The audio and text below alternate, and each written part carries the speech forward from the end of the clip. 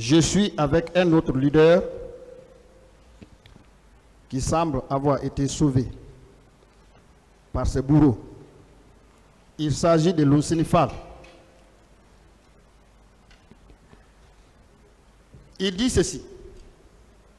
À mi-chemin, toujours au niveau de Donka, nous avons été bloqués par un escadron de gendarmes, avec à sa tête le colonel Tchegoro.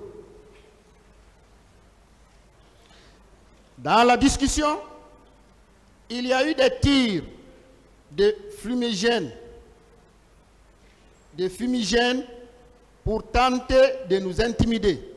C'est alors que la foule est arrivée à la rescousse pour les dégager de là. Nous avons alors continué notre chemin.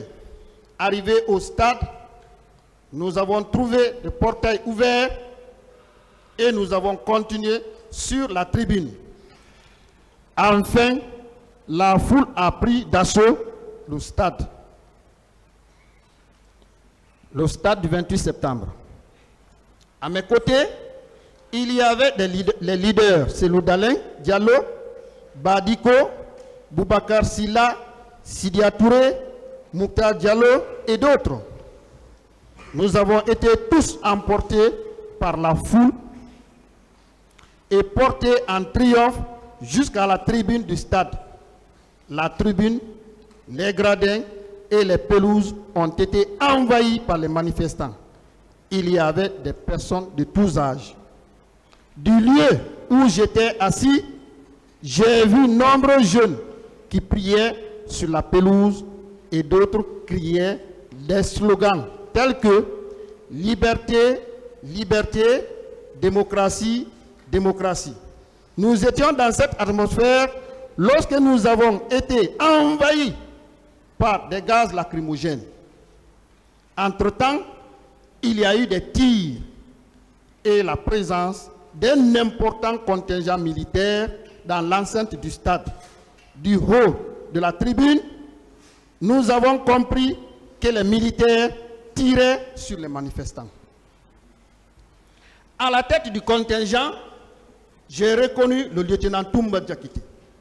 Lorsque nous avions compris que ça tirait sur les manifestants, j'ai demandé à mes collègues de rester sur place. Nous avons attendu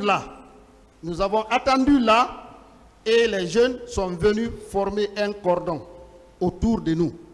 Entre-temps, Toumba Diakité et ses compagnons sont venus les disperser pour s'en prendre à nous. Nombreux parmi nous ont été battus et blessés.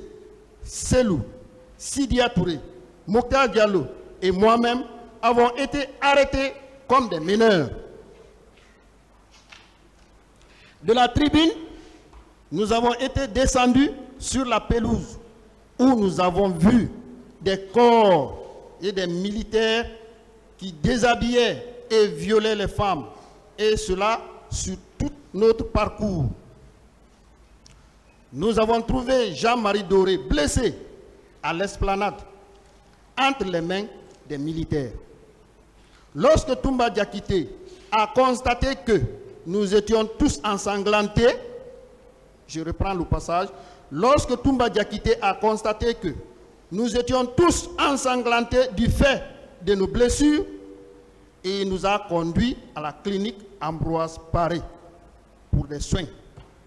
Mais dès notre arrivée, des militaires que j'ai reconnus comme étant de la garde du président Dadis se sont opposés et avec grenades à la main, ils ont menacé de faire sauter la clinique si jamais on nous faisait bénéficier du traitement. Cela étant, Toumba Diakité nous a conduits à l'état-major de la gendarmerie nationale. Je précise qu'au départ, nous avons laissé Selou dans l'enceinte du stade entre les mains des militaires. Qu'en pensez-vous du repentir actif tardif? Justement, à la lumière de la lecture, maître, oui.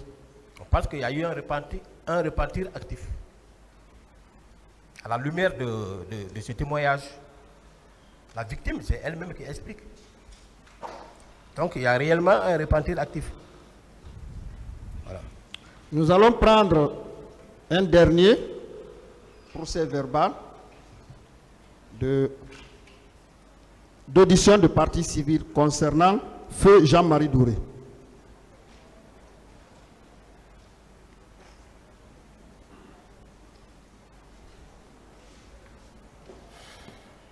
Il dit ceci: hors du stade, j'ai voulu emprunter la porte d'accès au-dessous de la tribune, mais celle-ci était verrouillée. Entre 11h30 midi ou midi et quart, nous avons vu arriver les bérets rouges qui tiraient à l'horizontale en accédant au stade. De ce groupe, 5 soldats se sont détachés pour venir directement dans ma direction, comme si je leur avais signalé. Ils étaient dirigés par un soldat du nom de Guilabogui Marcel. Celui-ci m'a abordé en ces termes: c'est toi qu'on cherche depuis 2 ans. J'ai alors compris qu'il s'agissait des éléments de l'ULIMO. Tout de suite, ils ont commencé à nous frapper. M. Talibé et moi, après nous avoir délestés de nos portefeuilles, de nos téléphones portables, de ma veste.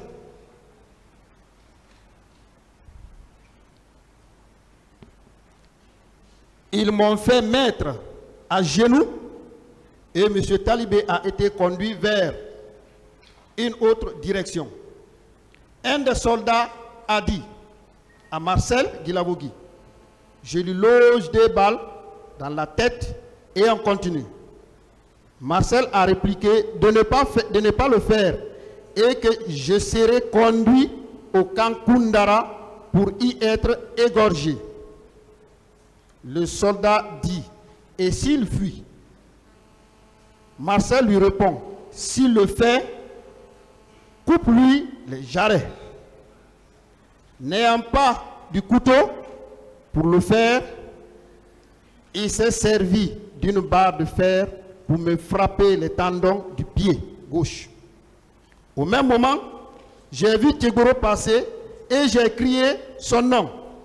C'est lui qui a mis fin à mes supplices en donnant l'ordre de me conduire près de la mosquée de l'Andrea où étaient déjà conduits Lousenifal, Sidia Touré et Mokhtar Diallo, que j'ai trouvé assis dans une voiture et ensanglanté. J'ai été embarqué à bord de la seconde voiture sur le fauteuil arrière.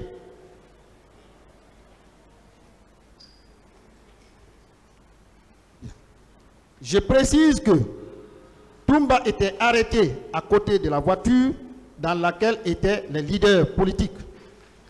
Arrivé entre-temps, Guilabogui Marcel a fait face à moi pour prononcer ce qui suit. Qui a mis ce chien sur le siège arrière? Mettez-le dans le coffre.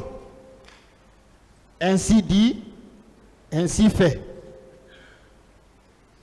Je me suis retrouvé avec les pneus crevés et les outils à l'arrière. Quelque temps après, nous nous sommes retrouvés devant la clinique Ambroise Paré. Tiegoro a ordonné de nous faire conduire pour recevoir les premiers soins. Aussitôt, Marcel Guilabogui a dit ceci: Tiegoro, tu es un traître.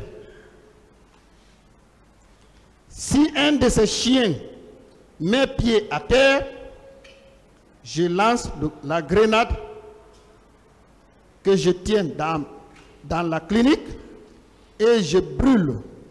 Et te brûle la cervelle. Il a dit tout en brandissant l'arme. Sur ce, Tiegoro a dit de nous envoyer à l'état-major de la gendarmerie pour trier les blessés.